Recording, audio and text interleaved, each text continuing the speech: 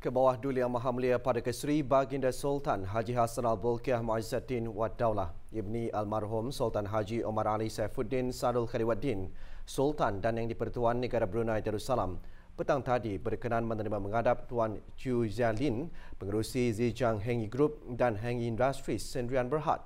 Syarikat Hengi Industries merupakan syarikat usaha sama di antara Strategic Development Capital Fund bagi pihak kerajaan ke bawah Duli Yang Maha Mulia Perdana Seri Baginda Sultan dan Yang di-Pertuan Negara Brunei Darussalam dengan Zhejiang Hengi Group dari Republik Rakyat China. Dengan pelaburan sebanyak $3.445 bilion, projek tersebut merupakan pelaburan langsung asing terbesar di negara Brunei Darussalam. Hengi Industries mula membina loji penapisan minyak pada tahun 2017 dan seterusnya memulakan penghasilannya pada November 2019. Melalui penghasilan petrokimia berskala mega itu, Hengi Industries berperanan untuk menyumbang kepada pertumbuhan ekonomi dan perkembangan sosial jangka panjang negara Brunei Darussalam, sekaligus menyediakan asas kukuh ke arah mencapai wawasan Brunei 2035. Setakat ini, Hengi Industries telah menyediakan peluang pekerjaan kepada 666 warga negara Brunei dan peluang perniagaan kepada 59 perusahaan kecil dan sederhana SMEs dalam pelbagai bidang seperti kejuruteraan, penyediaan makanan, pengangkutan dan logistik.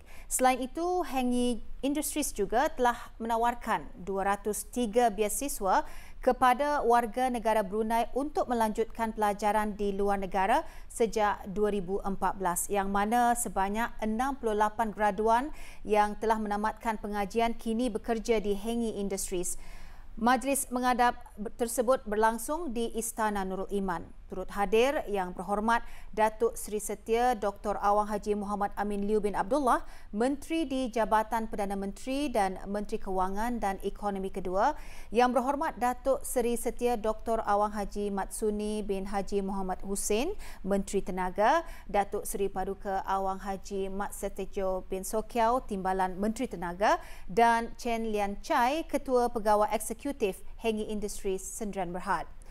Semasa majlis menghadap ke bawah Duli Yang Maha Mulia dan pengerusi Zhejiang Hengi Group dan Hengi Industries Sdn Bhd, antara lainnya menyentuh mengenai perkembangan loji penapis minyak dan petrokimia Pulau Muara Besar serta sumbangannya kepada ekonomi negara dan penjanaan peluang-peluang perniagaan dan pekerjaan tempatan daripadanya.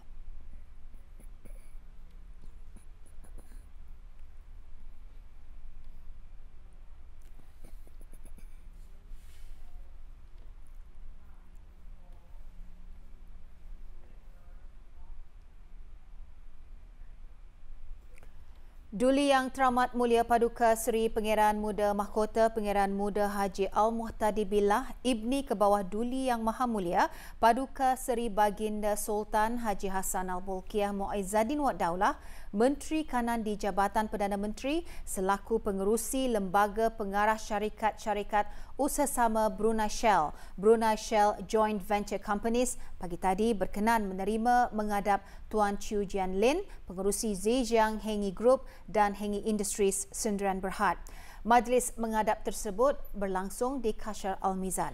Turut hadir semasa majlis menghadap tersebut Yang Berhormat Datuk Seri Setia Dr. Awang Haji Muhammad Amin Liu bin Abdullah, Menteri di Jabatan Perdana Menteri dan Menteri Kewangan dan Ekonomi kedua, Yang Berhormat Datuk Seri Setia Dr. Awang Haji Matsuni bin Haji Muhammad Hussein, Menteri Tenaga, Datuk Seri Paduka Awang Haji Mat Setejo bin Sokiau, Timbalan Menteri Tenaga, dan Chen Lian Chai, Ketua Pegawai Eksekutif Hengi Industries Sdn Bhd.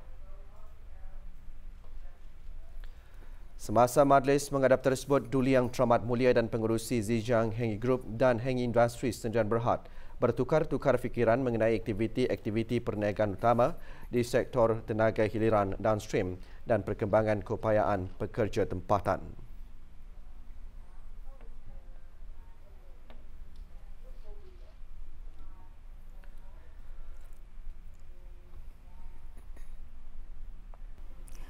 44 buah restoran dan kedai makan dengan 75 hidangan terbaik Brunei memenangi anugerah Makanan Brunei 2020 atau Brunei Food Awards 2020. Penyampaian anugerah semalam disempurnakan oleh Yang Berhormat Datuk Seri Setia Awang Haji Ali bin Apong, Menteri Sumber-Sumber Utama dan Pelancongan. Chop Jin Chu dan Nasi Katuk Mabuhay menerima Lifetime Achievement Award atau Anugerah Pencapaian Sepanjang Hayat sekaligus menjadi sebahagian daripada budaya makanan bagi Brunei. Anugerah Makanan Brunei mengiktiraf dan memberi anugerah kepada makanan terbaik di negara Brunei Darussalam. Anugerah seumpamanya tidak hanya memberi penghargaan kepada makanan terbaik namun turut diberikan kepada individu yang menghasilkan makanan berkualiti di negara ini.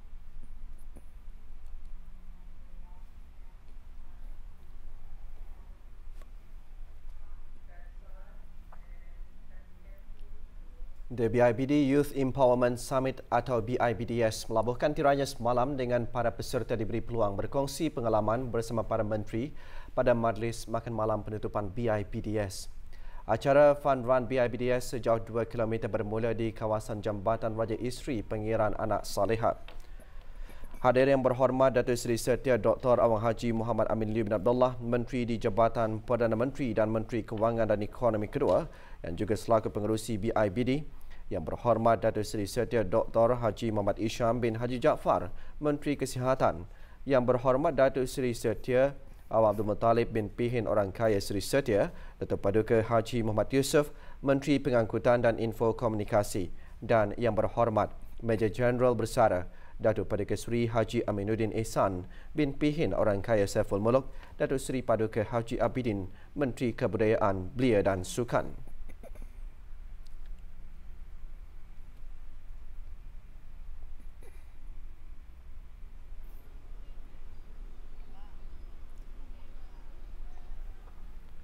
Semasa majlis penutupan, para peserta berpeluang mengongsikan dapatan dan pengalaman yang diperolehi semasa persidangan 2 hari BIBDS.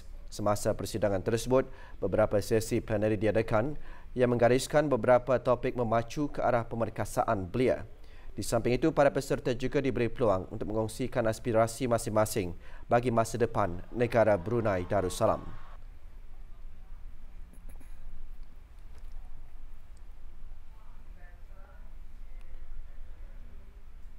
Negara Brunei Darussalam dan Republik Singapura mengesahkan semula hubungan dua hala yang kukuh antara kedua buah negara dan mengulangi komitmen untuk terus memelihara dan mengukuhkan lagi kerjasama dan melindungi alam sekitar.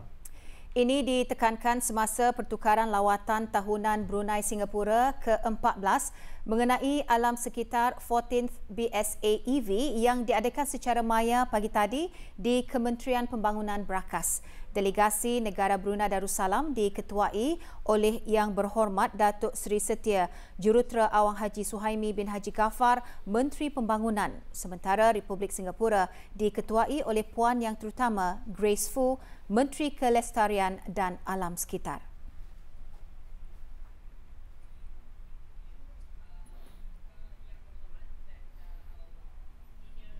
Para menteri menyedari perkembangan baik projek-projek dan program-program yang dilaksanakan bagi kedua-dua buah negara dalam bidang pengurusan sisa pepejal, pengurusan kualiti udara, pengurusan sumber air, program pertukaran belia dan perubahan iklim. Sehubungan itu, para menteri meluluskan usaha berterusan dalam pengurusan sisa pepejal, terutama pengurusan sisa plastik negara Brunei Darussalam, perkembangan peraturan-peraturan pengurusan sisa dan pengajian keboleh-laksanaan sisa kepada tenaga. Juga dipersetujui meningkatkan kerjasama dalam pengurusan sumber air seperti sistem ramalan hujan dan perkongsian pengetahuan mengenai perkhidmatan air dan sisa air, amalan-amalan dan aktiviti-aktiviti terbaik. Kesepakatan juga dicapai dalam meningkatkan kerjasama mengenai perubahan iklim terutama melalui perkongsian amalan terbaik mengenai mitigasi dan langkah-langkah pengadaptasi termasuk mengenal pasti bidang-bidang bagi kerjasama. Dengan tema Negara Brunei Darussalam, We Care, We Prepare, We Prosper sebagai pengerusi ASEAN 2021 dan ikrar untuk menyokong dan menyumbangkan ke dalam wawasan negara di rantau ini. Juga hadir Datuk Seri Paduka Arkitek Awang Haji Marzuki bin Haji Mohsin, Timbalan Menteri Pembangunan dan Dr. Nur Imtihan binti Haji Abdul Razak, Setiausaha Tetap Perancangan Guna Tanah dan Alam Sekitar. Usaha dan dukungan yang dilaksanakan oleh Dewan Bahasa dan Pustaka terutama dalam melahirkan penulis, penyair dan penggiat sastra yang mapan dan prolific sehingga mampu meraih pengiktirafan serta penghargaan baik dalam negara maupun luar negara.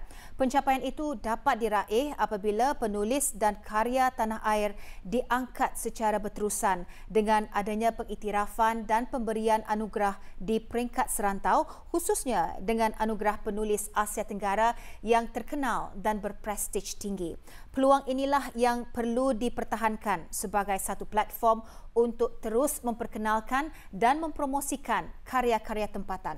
Berucap pada majlis bersama penerima anugerah penulis Asia Tenggara 1986 hingga 2019, Yang Berhormat Major Jeneral Bersara Datuk Paduka Seri Haji Aminuddin Ihsan bin Pihin Orang Kaya Saiful Muluk Datuk Seri Paduka Haji Abidin, Menteri Kebudayaan, Belia dan Sukan menekankan para penulis, sastrawan, penyair, pujangga dan seumpamanya mempunyai peranan yang amat mustahak dalam proses pembinaan negara bangsa. Para penulis memiliki daya fikir dan intelek yang tinggi serta berani untuk menggarap idea besar untuk sama-sama mendukung kepada pembangunan dan kemajuan negara. Penggayaan khazanah ilmu melalui penulisan dalam bahasa Melayu bukan sahaja memperlihatkan keagungan, peradaban dan tamadun Melayu, malah ianya juga bertindak sebagai bukti kepada kekuatan dan pengembangan bahasa serta persuratan Melayu. Bagi kementerian serta Dewan Bahasa dan Pustaka secara khususnya, pemikiran, pendapat dan seranan daripada penerima-penerima anugerah pada hari ini mempunyai nilai yang tidak ada bandingannya bagi kita untuk merangka tindakan strategik dalam sama-sama membina dan membangun tamadun bangsa Melayu dan secara berterusan dan berkesan. Di samping itu, di sinilah jua ruang dan peluang bagi memperkenalkan penerima-penerima anugerah penulis Asia Tenggara dengan lebih dekat lagi kepada generasi penerus, terutamanya para belia dan remaja.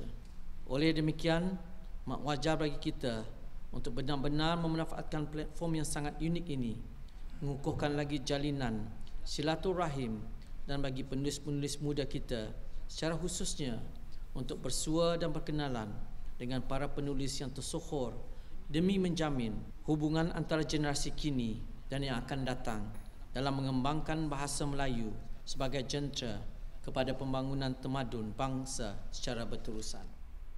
Ini pada zaman sekarang ini kita ini sudah sampai kepada zaman. Sesi perbincangan juga diadakan yang dipengerusikan oleh Dr. Dayang Siti Nur Khalbi binti Haji Wasafillah, Timbalan Setiausaha Tetap Kebudayaan, Kementerian Kebudayaan, Belia dan Sukan.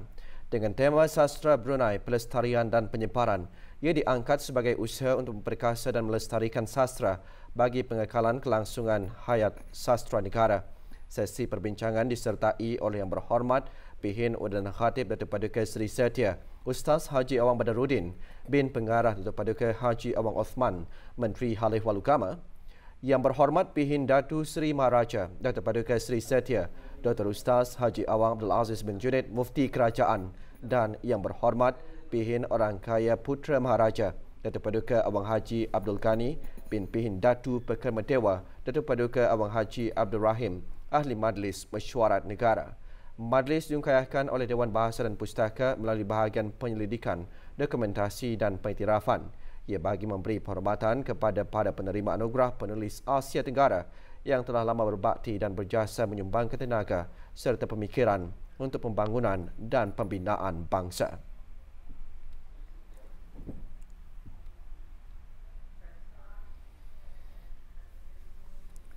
Negara Brunei Darussalam mencatatkan 222 hari tanpa kes jangkitan tempatan. Perincian bahan beritanya seketika nanti. Teruskan bersama Berita Perdana.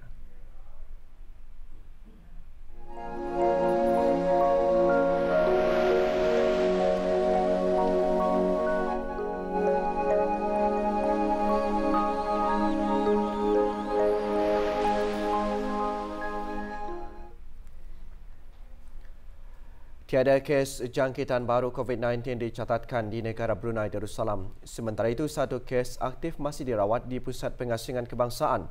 Dalam siaran akhbar mengenai perkembangan situasi jangkitan COVID-19, Kementerian Kesihatan maklumkan jumlah keseluruhan jangkitan kekal 152 dengan kes yang sembuh seramai 148 orang.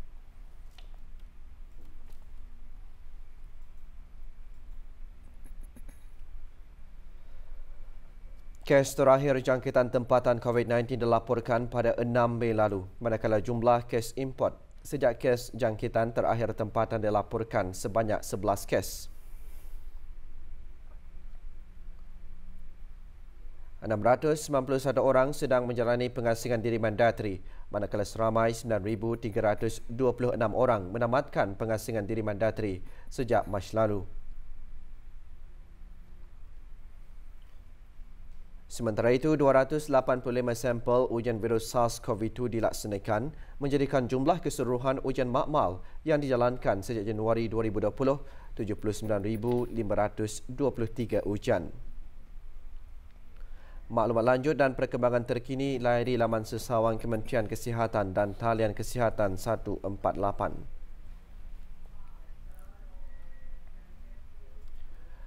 Memupuk budaya keusahawanan dalam kalangan belia antara agenda negara yang memerlukan perhatian semua pihak. Ini kerana sudah tiba masanya untuk semua pihak menyedari bidang keusahawanan itu mampu menjadi pemangkin kepada perubahan dan perkembangan ekonomi negara. Timbalan Menteri Hal Ehwal Agama berkata menjadi suatu lumrah kehidupan bahawa dalam setiap kejayaan yang diraih pasti terselit berbagai dugaan dan cabaran dan dalam masa yang sama juga menuntut banyak pengorbanan.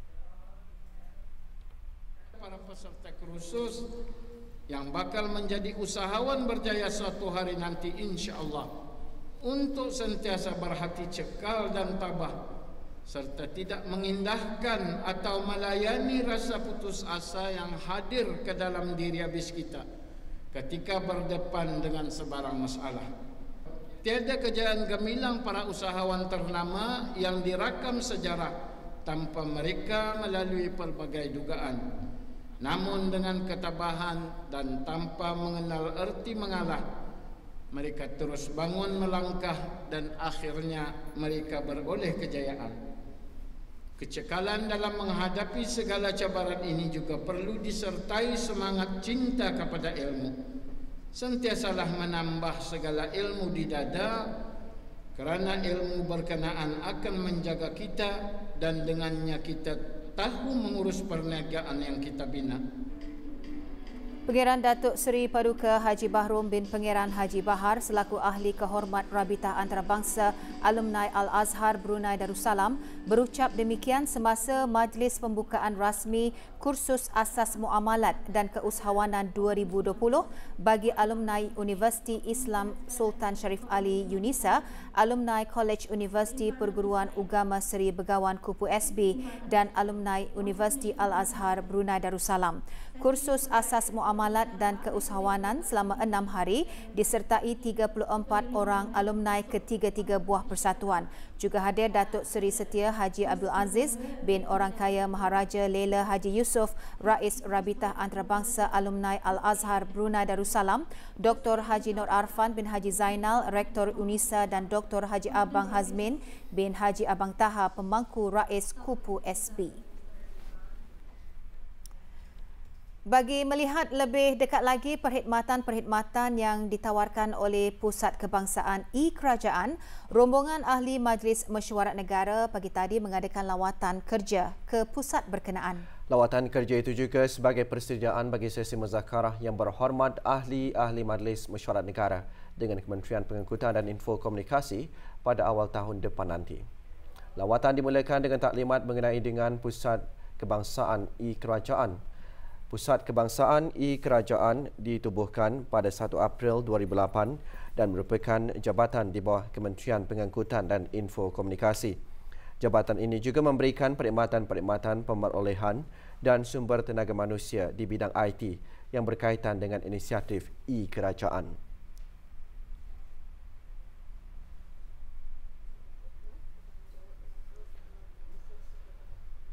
Semasa lawatan, rombongan juga berpeluang mengetahui perkhidmatan-perkhidmatan yang diberikan antaranya Pusat Data E-Kerajaan Data Center yang menempatkan fizikal sistem-sistem komputer dan komponen-komponen yang berkaitan dengan projek E-Kerajaan secara pusat, National Centralized Database NCBD yang menawarkan perkhidmatan database as a service iaitu perkhidmatan yang akan menyediakan infrastruktur pangkalan data bagi penempatan semua database bagi projek-projek Rancangan Kemajuan Negara RKN yang ke-11 dan projek-projek yang memerlukan penambahbaikan atau teknologi refresh Brunei Open Data, data.gov.pn iaitu portal data.gov.pn.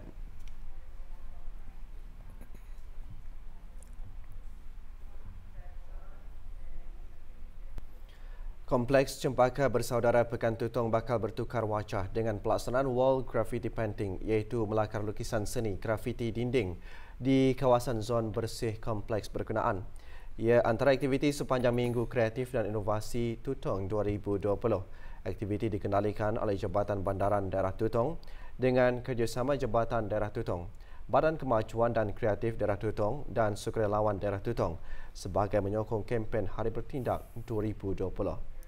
Pagi tadi diadakan kerja-kerja membersih dinding dan juga melukis mural secara outline dengan menggunakan kaedah grid drawing yang disertai oleh para sukarelawan terdiri daripada para penuntut sekolah dan para belia daerah Tutong.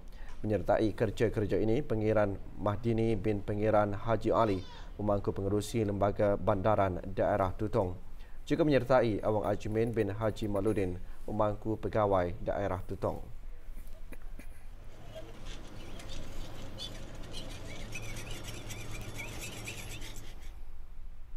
Projek ini pada mengambil masa ada dua fasa disediakan, iaitu fasa yang pertama adalah membersih dan juga melukis mural secara outline.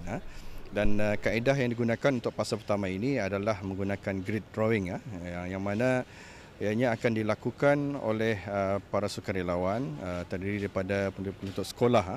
InsyaAllah untuk fasa yang kedua nanti iaitu proses mewarna mengikut skim reka bentuk mural yang telah pun disediakan oleh pihak Urustia dan ianya akan mengambil masa 1 minggu. Pusat Dakwah Islamiah melalui bahagian pembangunan mualaf Unit Dakwah Daerah Temburong meneruskan lagi projek penyerahan sumbangan bantuan peralatan dan keperluan persekolahan dan harian kepada keluarga mualaf yang kurang berkemampuan. Projek merupakan usaha sama kumpulan amal jariah yang disokong oleh Go Hockey Motors, Jeep Owners Group Brunei dan Menggawan Murni Beverages and Manufacturing B. Sendirian Berhad. Penyampaian sumbangan disempurnakan oleh Awang Abdul Aziz bin Haji Abdul Kahar, pemangku pengarah Pusat Dakwah Islamiah selaku ketua rombongan dan wakil daripada kumpulan amal jariah. Penyampaian bantuan diadakan di Balai Ibadat Kampung Sibut dan seterusnya mengunjungi rumah-rumah penerima di sepanjang Jalan Batang Duri dan Jalan Selapun. Sumbangan tersebut mencerminkan pemedulian akan kebajikan dan hal ehwal pendidikan pelajar-pelajar yang kurang berkemampuan bagi meningkatkan motivasi mereka untuk meraih kecemerlangan dalam bidang pendidikan.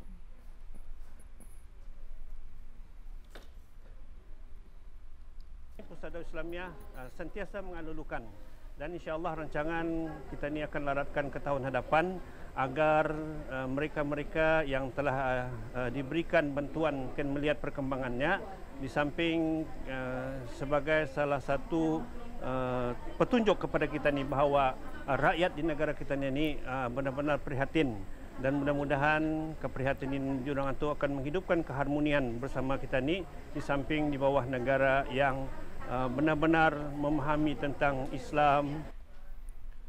Masjid Kampung Kupang Daerah Tutong menerima sumbangan wakaf berupa kenderaan jenazah dan sumbangan peralatan bagi keperluan pengurusan fardu kifayah bagi kegunaan masjid tersebut. Sehubungan dengan itu, pagi tadi diadakan majlis penandatanganan penyerahan wakaf di Pejabat Hal Ehwal Agama Daerah Tutong.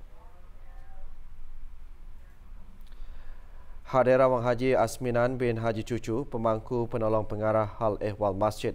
Majlis penyerahan dimulakan dengan bacaan akad wakaf dan penandatanganan borang wakaf di antara pemangku penolong pengarah Hal Ehwal Masjid bersama wakil-wakil pewakaf. Majlis diselajurkan penyerahan sumbangan wakaf yang disampaikan oleh wakil-wakil pewakaf kepada Awang Muhammad Ashraf Syafiq Syazwan bin Rini, pemangku Imam Masjid Kampung Kupang, Daerah Tutong.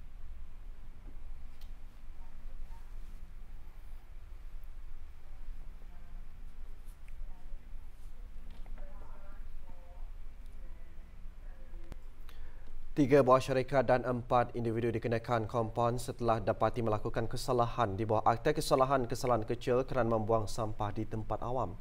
Kesalahan itu didapati semasa pemantauan rutin oleh bahagian Penguatkuasa Undang-Undang Jabatan Bandaran Bandar Sebegawan di kawasan Kampung Serusup, Kampung Bunut, Kampung Kiarong dan sekitar kawasan Kampung Kilap. Syarikat Infinity and Beverage, Kimchi Restaurant dan Samira Sendirian Berhad masing-masing dikenakan denda kompaun RM500. Sementara Rosinah binti Abdullah, perempuan tempatan, dikenakan denda kompaun RM300. Manakala Muhammad Edi Asbullah bin Ibrahim dan Benny Lim Jin Hoi, lelaki tempatan, dan Zainuddin, warga negara Indonesia, masing-masing dikenakan denda kompaun RM100. Syarikat dan individu terbabit dikendaki membayar kompaun tersebut dalam tempoh 7 hari. Kegagalan menjelaskan bayaran berkenaan boleh dihadapkan ke mahkamah dan berdepan hukuman. Sebahagian jalan di Lebuh Raya Muara Tutong akan ditutup sementara bermula esok 15 Disember 2020 hingga 1 Februari 2021.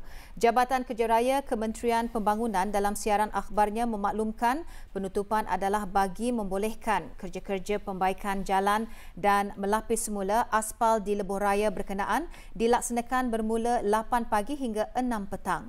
Para pengguna jalan raya dalam pada itu diingatkan untuk menggunakan jalan alternatif yang terdapat di kawasan berkenaan dan sentiasa berhati-hati apabila melalui kawasan tersebut.